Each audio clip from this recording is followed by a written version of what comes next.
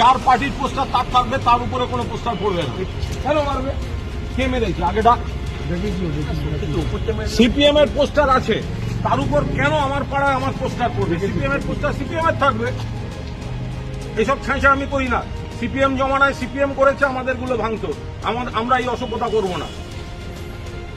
কেন মেরেছে? কে মেরেছে এগুলো? করে দিচ্ছি। সব খুলবে। দরকার হলে সিপিএম এর পোস্টার চেয়ে এনে আমাদের ছেলেরা সিপিএম এর পোস্টার মেরে দেবে। আমাদের জিততে গেলে সিপিএম এর পোস্টারের উপর ছবি মারতে হবে? এত খারাপ দিনকাল পড়েনি। বাচ্চারা আমার দেখতে পাচ্ছেন, তোকে বলা হয়েছিল অন্য জায়গায় মারবি। ছেড়ে আগে। হ্যাঁ, লোক পাঠা ছেলেগুলো।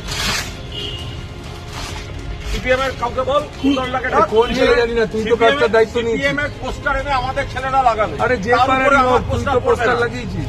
বেলেঘাটা আমার পোস্টারের উপর ছিঁড়ে 12টা বাজিয়ে দিয়েছে বিজেপি।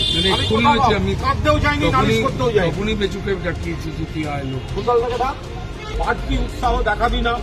আমার বাড়তি ছেলে, বাড়তি উৎসাহ ভোটের জন্য দরকার নেই। আমি পরিচ্ছন্নভাবে চলি। আমার কোনো ছেলে অন্য কোনো পার্টির প্রচারে ডিস্টার্ব করবেন না। অন্য পার্টির এভরি রাইট আছে, তারা পোস্টার মারবে। আমার কোনো পোস্টার অ্যাটলিস্ট তাদের উপর পড়বে না।